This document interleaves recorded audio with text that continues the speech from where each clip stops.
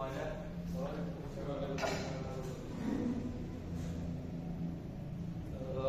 Minggu lalu kita sudah berhasil membuat poros bertingkat ini di bengkel.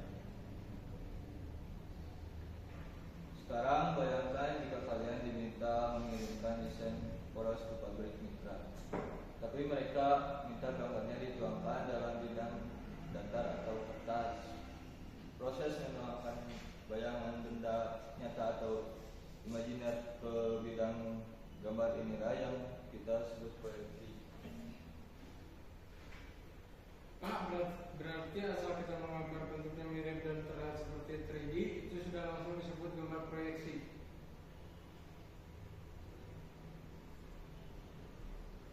Pertanyaan bagus. Cara menampilkan gambar benda secara 3D mendekati bentuk aslinya dengan pandangan tunggal dinamakan proyeksi piktorial. Di model yang sudah Bapak bagikan, piktorial ini banyak jenisnya. Ada jenis geometri, dimetri, trimetri, hingga proyeksi miring. Pak mau tanya, di modul halaman 4 tertulis kalau proyeksi isometri ini tidak ada skala perpendekan. Maksudnya bagaimana, Pak?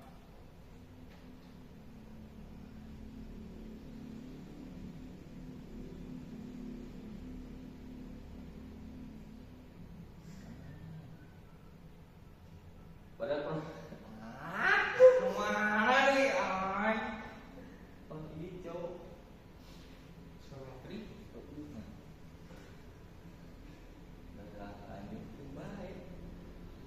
Tepat sekali, pada proyeksi isometri, panjang garis pada sumbu-sumbunya menggambarkan panjang sebenarnya. Jadi kalau panjang poros ini 180 mm, kalian menggambarnya di kertas ya tetap 180 mm. Berbeda dengan proyeksi dimetri yang merupakan penyempurnaan isometri agar tidak ada garis tumpang tindih atau proyeksi miring obliki yang garisnya proyeksinya miring terhadap bidang gambar.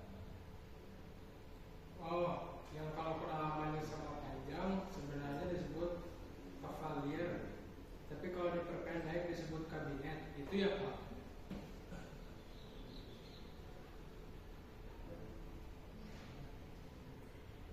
Nah sekali, disitulah kita membutuhkan proyeksi ortogonal. Berbeda dengan piktorial yang tadi dalam satu sudut pandang. Proyeksi ortogonal menampilkan benda secara 2D dari beberapa sudut pandang. Garis proyeksinya sejajar dan tegak lurus terhadap bidang gambar. Berarti kita menggambarnya dipisah-pisah ya, Pak? Ada pandangan depan, atas, dan samping. Nah tepat. Ortogonal ini dibagi menjadi dua. Standar utama yang sering dipakai di industri manufaktur. Yang pertama proyeksi Eropa atau kuadran 1 dan proyeksi Amerika atau kuadran 3.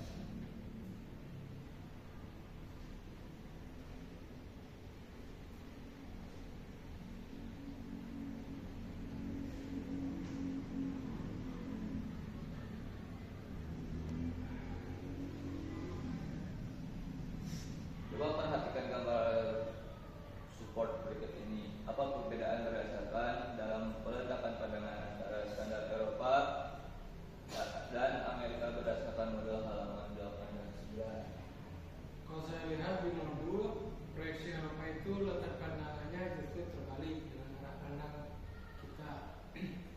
Misalnya kita melihat dari arah kiri, tapi gambarnya justru diletakkan di sebelah kanan pandangan depan. Bagus. Lalu bagaimana dengan proyeksi Amerika? Kalau proyeksi Amerika letak bidang gambarnya sama persis dengan arah pandangan kita, Pak. Kalau kita melihat dari atas, gambarnya diletakkan di atas. Kalau kita melihat dari kanan, gambarnya diletakkan di sebelah kanan pandangan depan. Jadi lebih intuitif dan mudah dipahami bagi pemula seperti kita, Pak. Luar biasa anak-anak. Ingat prinsip dasarnya, Eropa itu Eropa itu terbalik atau kuadran satu, sedangkan Amerika itu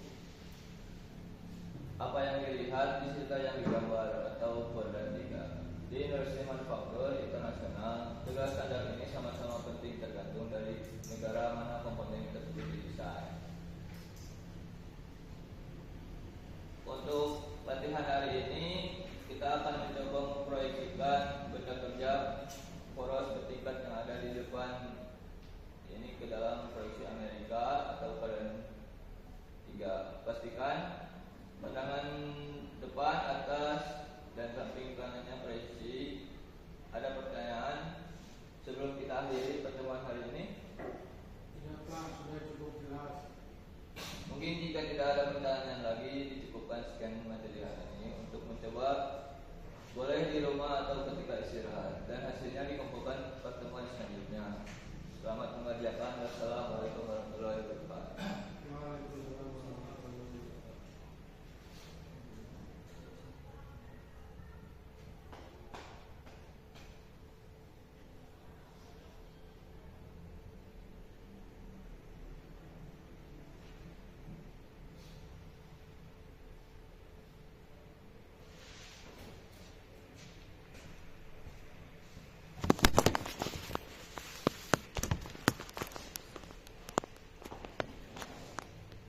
Sebelumnya, perkenalkan, nama saya Rudi Firmansyah. Di sini saya sebagai observer untuk saudara Abu yang menjelaskan tentang instrumen keterampilan menjelaskan pelajaran. Nah, komponen keterampilannya ada 15. Yang di poin pertama itu ada menggunakan bahasa secara baik dan benar yang tercapai. Poin kedua, menggunakan bahasa yang jelas.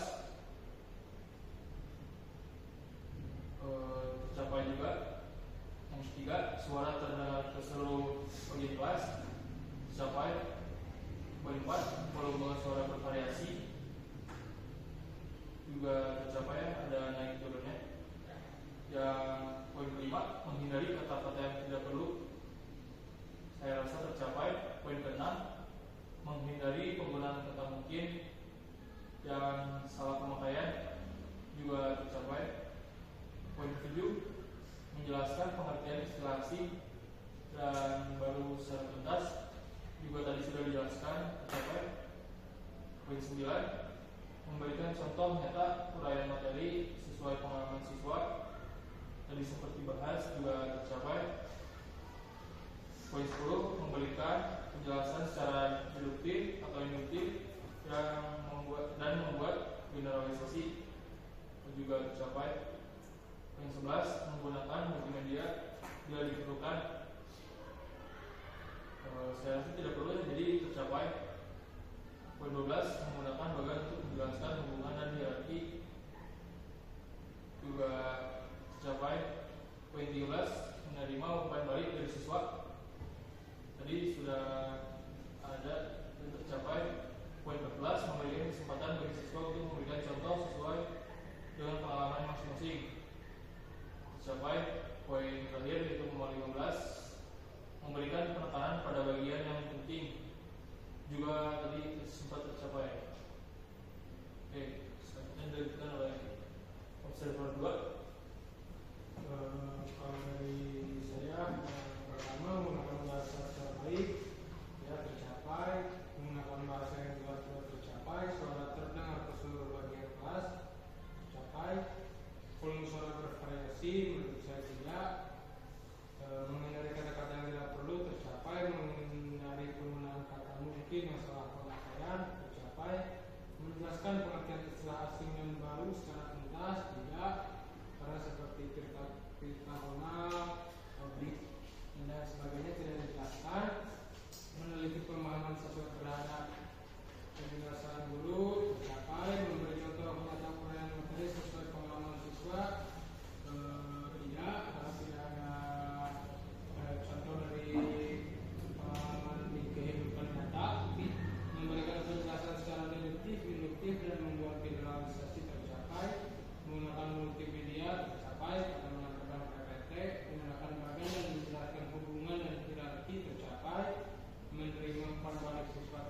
selesai, memberikan kesempatan pada siswa untuk memberikan contoh sesuai dengan pengalaman masing-masing